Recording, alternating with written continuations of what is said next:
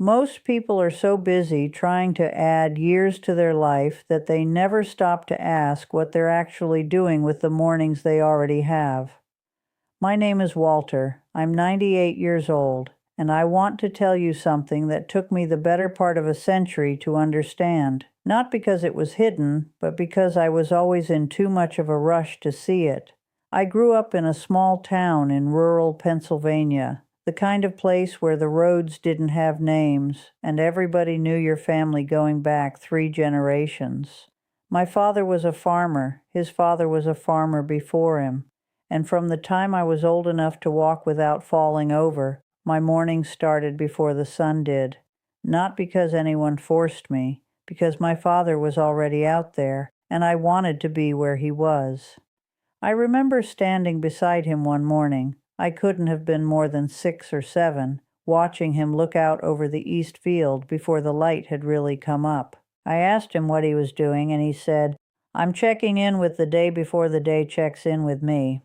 I didn't understand that then. I stored it away the way children do with things that feel important but don't yet have a shape. It took me about 90 years to fully understand what he meant. I married Margaret when I was 24. She was 22, and she had this way of laughing that made whatever room she was in feel like the best place to be. We built a life together over 53 years, raised 3 children, buried one of them, moved 4 times, argued about money and in-laws, and whose turn it was to apologize first. We had the kind of marriage that wasn't always easy, but was always worth it. Margaret passed away 17 years ago, and there isn't a morning that goes by where I don't reach over to her side of the bed out of habit before I'm fully awake. But here's what I've learned about mornings. They are the only part of the day that truly belong to you before the world starts making its claims. Everything that comes after, the phone calls, the appointments, the news, the conversations, the obligations, all of that belongs to the day. But those first few minutes, before you've spoken a word to anyone, before you've looked at a screen or picked up a newspaper, those minutes are entirely yours, and what you do with them shapes everything that follows in ways you may not notice right away, but will absolutely feel by evening. When I was in my 30s and 40s, I used to start every morning in a state of preparation. I was a civil engineer, and there was always a project underway, always a deadline, always something that needed solving. I would wake up and my mind would immediately go to work. I'd be mentally reviewing calculations before my feet hit the floor. Margaret used to say I came to the breakfast table already halfway through the day in my head. She was right. I was there in body, but I was somewhere else entirely in my mind. I don't think I was unusual in that way. I think most people spend their mornings either dreading what's ahead or rushing toward it. Very few people actually arrive at their own morning. And by that, I mean, very few people take even 5 quiet minutes to simply be present in the fact that they woke up, that they're still here, that the light coming through the window is something worth noticing. My doctor, a good man, younger than my youngest grandchild, asked me a few years ago what I thought the secret was. He said, "Walter, you're in better shape than men 20 years younger than you. What are you doing?"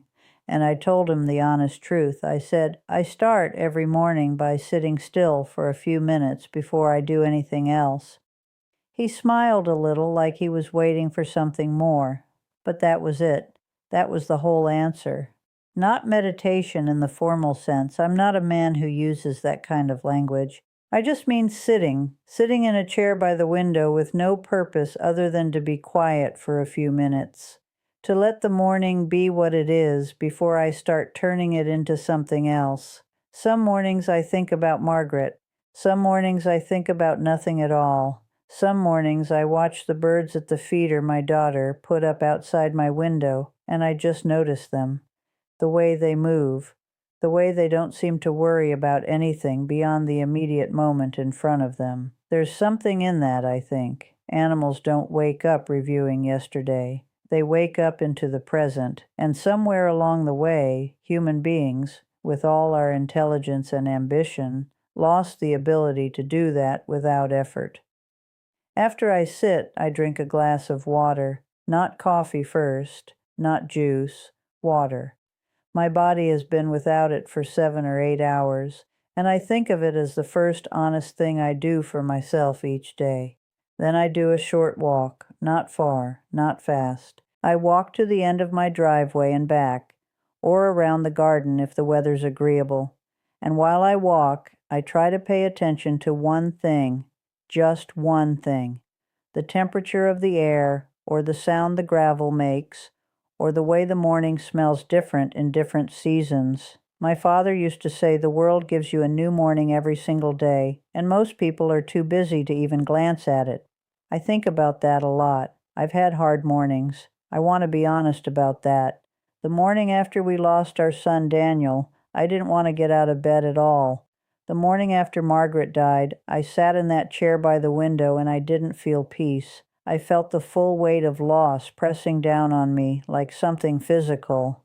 And I sat with that too, because I've come to believe that sitting still is not about finding comfort. It's about not running away from whatever the morning brings, good or hard or somewhere in between. Somewhere in my mid-70s, I started writing things down. Nothing formal, just a sentence or two in a small notebook I keep on the table beside the chair. Not a journal in the diary sense. I don't write about events. I write down one thing I noticed, or one thing I'm grateful for, or sometimes just a question I'm sitting with. I've filled 11 of those notebooks now. I don't often go back and read them, but the act of writing it down does something. It makes the moment real in a way that just thinking doesn't quite achieve. It says to the morning, I was here, I noticed, this mattered. My granddaughter asked me once why I thought I'd lived so long. She's 26, and she asks questions the way young people do when they're genuinely curious and not just being polite. I told her I didn't know for certain, that a lot of it was probably luck and genetics and the fact that Margaret made sure I ate properly for 53 years. But I also told her I thought there was something to starting each day with intention rather than urgency, that there's a difference between waking up and waking up. One is biological, the other is a choice. The mornings I've described to you, the sitting, the water, the walk, the writing, they don't take more than 30 or 40 minutes altogether. They are not complicated. They are not expensive. They require nothing except a willingness to treat the start of your day as something worth attending to rather than something to get through as quickly as possible on the way to everything else. I'm 98 years old. I don't know how many mornings I have left, and I've made my peace with not knowing. What I do know is that I have never once regretted starting a day slowly. I have never once sat in that chair by the window and thought, I wish I had rushed this, but I spent far too many years rushing through the very thing I'm describing to you now, and those are the mornings I can't quite remember. They blurred into the noise of everything else. If you're watching this and you're 50 or 60 or 70 years old, you still have time. You have more mornings ahead of you than you might think if you take care of them. And if you're younger than that, if you're in your 30s or 40s, please hear me when I say that the habits you build into your mornings right now will compound in ways you cannot yet measure, not just for your health, for your mind, for the kind of person you become over time. Margaret used to say that the way a person starts their morning tells you everything about the way they move through the world. I didn't always agree with her. We disagreed about plenty of things, and that was fine. But on that particular point, I think she was exactly right. The morning is not a preamble. It's not the wait before the real day begins, it is the day. It sets the tone, the pace, the quality of your attention for every hour that follows. Treat it accordingly. That's all I have for you. I hope you wake up tomorrow and give yourself a few minutes before the world comes in. I think you'll find something worth keeping in the quiet.